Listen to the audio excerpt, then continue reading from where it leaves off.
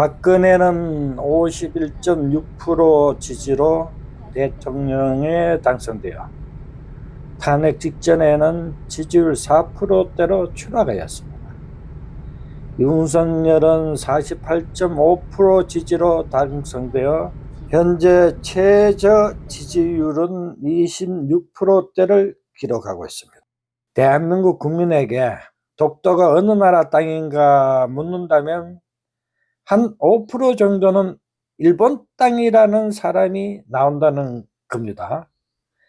마치 3.1절에 일본 국기를 개양하는 개신교 목사가 존재하듯이요. 이렇게 설명될 수 없는 통계가 발현되는 것은 어느 시대나 어느 나라에도 존재했다는 겁니다. 지극히 상식적이지도 않고 평범하지도 않는 돌출 현상이 늘 100에 5명꼴은 있었다는 거죠. 공산주의 국가에서도 자본주의 성향이 5%, 자본주의 국가에서도 공산주의 성향이 5% 있기 마련이라는 것입니다. 그러나 박근혜나 윤석열 경우에는 이 5%의 돌출 현상 정도가 아니라 거대한 흐름이 있다는 것인데요. 민주주의 근간이 다수결 원칙이지요. 그러나 그 다수가 잘못을 선택했을 경우에는 전체가 치명적일 수도 있다는 것입니다.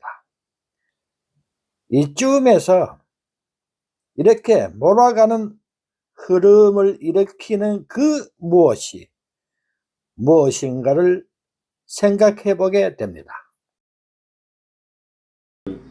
책이 무솔리니 나의 자서전. 무솔리니가 직접 쓴 자서전이죠. 네. 그러니까 일반적인 독재자하고 무솔리니 같은 이제 파시스트라고 좀 다르거든요.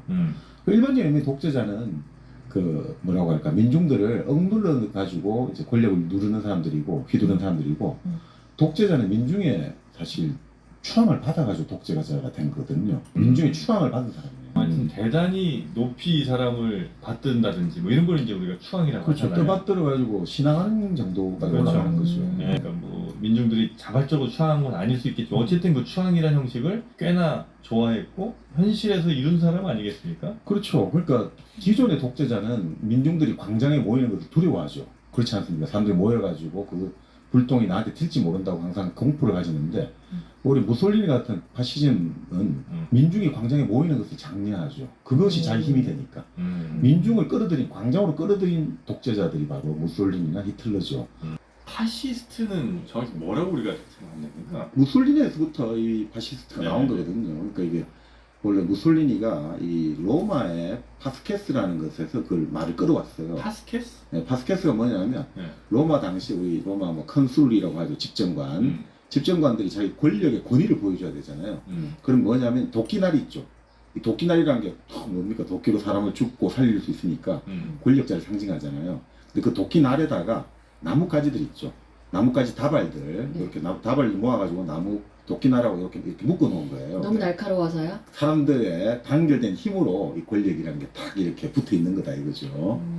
그 파스케스라는 그 컨술, 집정관 상징이거든요. 이게 권력의 상징이거든요. 거기에서 이제 갖고 온 말이죠. 파스케스에서 이제 바로 파쇼라는 말을 가지고 왔고, 거기서 파시즘이 나온 거죠. 사실은 이제 히틀러가 바로 무솔리니에게 자극을 받아가지고 그 나치당을 만들고 그 진짜 어떻게 보면 멘토죠, 멘토. 멘토? 최근에 여기저기서 극우와 파시즘이 성장을 하고 있습니다. 그 워싱턴 DC에 있는 미국 국회의사당의 트럼프 지지자와 극우 파시스트들이 난입을 하는 그런 사건이 있었죠. 그리고 그날 워싱턴 DC뿐만 아니라 전국 곳곳에서 그런 극우의 시위가 벌어졌습니다.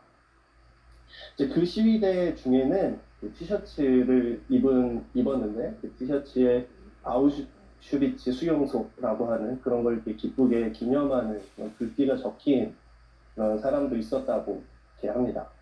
이날 시위대의 핵심에는 파시스트가 있었습니다. 이 미국의 극우와 파시스트들은 트럼프가 대통령을 하는 동안에 크게 성장을 했습니다. 그래서 2017년에서 2019년 사이에 그 미국 국수주의자 단체가 55%나 증가했다고 합니다. 그리고 1월 6일에 이 사건은 그런 그부들이 전국적으로 조율된 행동을 할 만큼 상당히 세가 퍼졌다는 것을 보여줬습니다. 그만큼 심각한 상황인 거죠. 트럼프 자신은 파시스트가 아닙니다. 그는 미국 권력층의 일부인 사람입니다. 그런데 트럼프는 이 미국 권력층의 합의와 표준적인 행동 양식을 따르지 않습니다. 그는 아웃사이더를 자처하면서 미국 권력층에 대한 대중의 불만과 분노를 자신의 이롭게 이용을 했고 그 과정에서 임기 내내 극우와 파시스트들을 고무했습니다. 이 극우와 파시즘의 성장은 유럽에서도 관찰이 됩니다. 프랑스에는 국민연합이라고 하는 진정한 파시스트 정당이 있는데요. 그 당의 대표인 마린 르페는 2017년 대선에 출마해서 무려 1,000만 표를 득표했습니다. 이 프랑스에서는 내년인 2022년에 대선이 열리는데 마린 르페는 일찍이 대선 출마를 선언을 하고 지금 지지율이 확고한 2위를 달리고 있습니다. 독일에서는 우익 포퓰리스트들과 파시스트들이 이렇게 섞여 있는 혼합형 정당인 독일을 위한 대한당이라는 정당이 있습니다.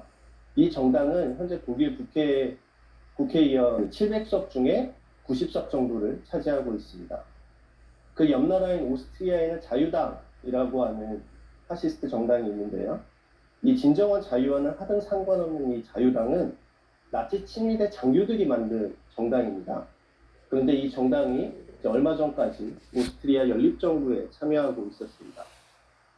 헝가리에는 요빅당이라고 하는 파시스트들이 있는데요. 거리에서 제복을 입고 폭력 행위를 조직합니다. 그리스에는 황금새벽당이라고 하는 노골적 나치 정당이 있습니다. 보통 요즘 파시스트들은 홀로코스트를 부인하는데 황금새벽당은 홀로코스트를 인정합니다. 아 그래 그런 일 있었어 하는 거죠. 그런데 그 뒤에 붙이는 말이 오늘날에도 홀로코스트 같은 일이 필요하다라고 이렇게 주장을 합니다.